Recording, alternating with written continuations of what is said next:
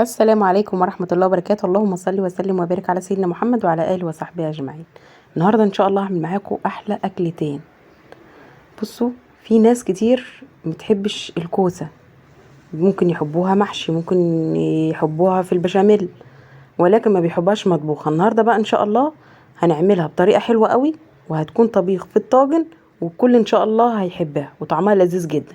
وبرضو علشان الناس اللي ما بتحبش تاكل الكوسة، عملت كمان وصفة بطاطس برضو بنفس الطريقة، جميلة جدا وحلوة قوي قوي، وبرضو هنحطها في الطاجن.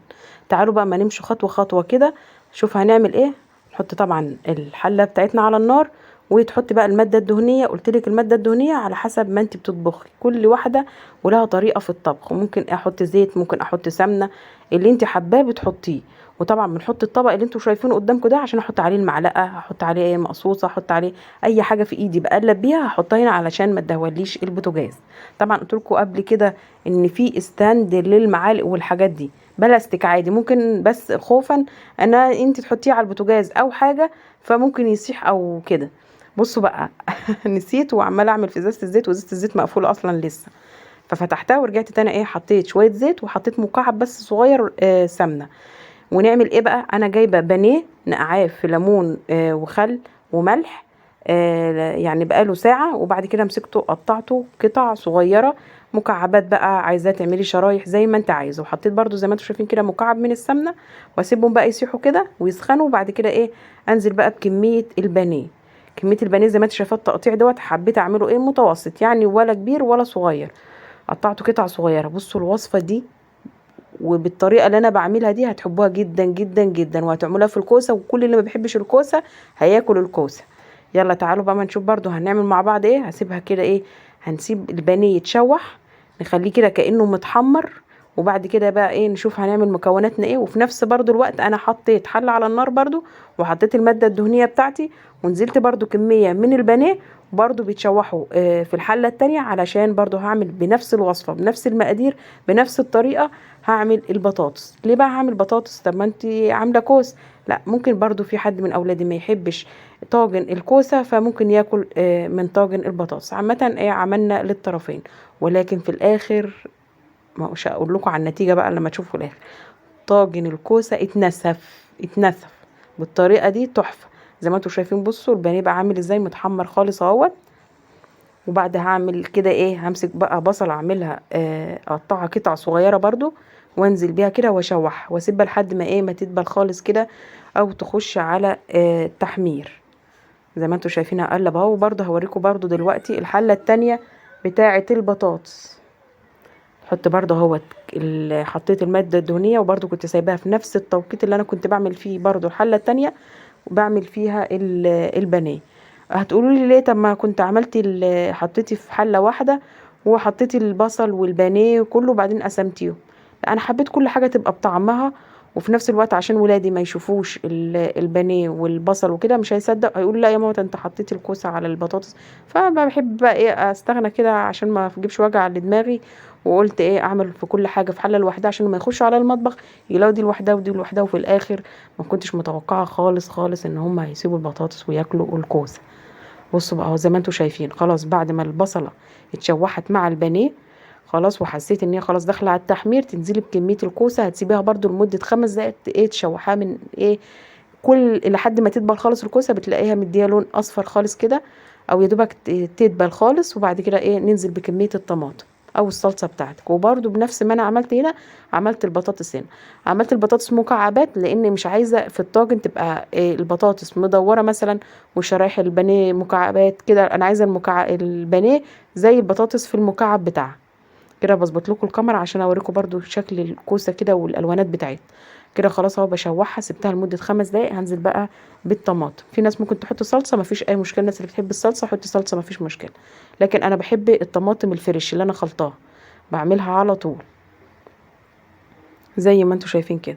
بصوا بقى، في ناس بتحب البطاطس شرايح او الكوسه شرايح كده، مفيش مشكله، اعمليها برضو بالطريقه اللي انت عايزاها. فهتختاري ان انت تقطعي البانيه شرايح علشان يبقى نفس الحجم بتاع الكوسه او البطاطس، تبقى زي بعض. بالطريقه دي جميله جميله، وطعم رهيب وريحه فظيعه. وتحطي بقى كل البهار اللي انت عايزاه.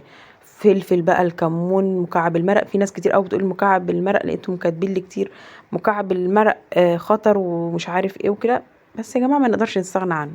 يمكن لو انتوا عملتوا انتخابات على مكعبات المرق ده، ان قد ايه من الشعب المصري او الناس اللي بره، يعني كتير قوي من اصحابي بتفرج عليهم بيجيبوا مكعبات خضروات، مكعبات لحوم، في مكعبات دجاج لحمه بقري، في مكعبات دجاج خضروات، في جميع الاطعمه في البلاد اللي بره، وفي عندنا هنا برضو على فكره.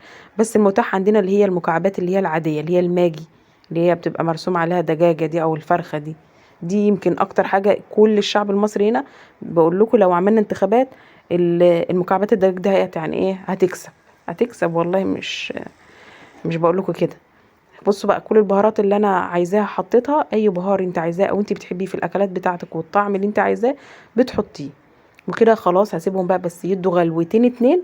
وبعد كده بقى همسك الطاجن اغسله كويس، وبعد كده هنزل بالكمية الكوسة في طاجن وكمية البطاطس في طاجن وهدخلها في الفرن. يا سلام بقى على الجمال والطعم والريحة، واصلا والمنظر تحفة.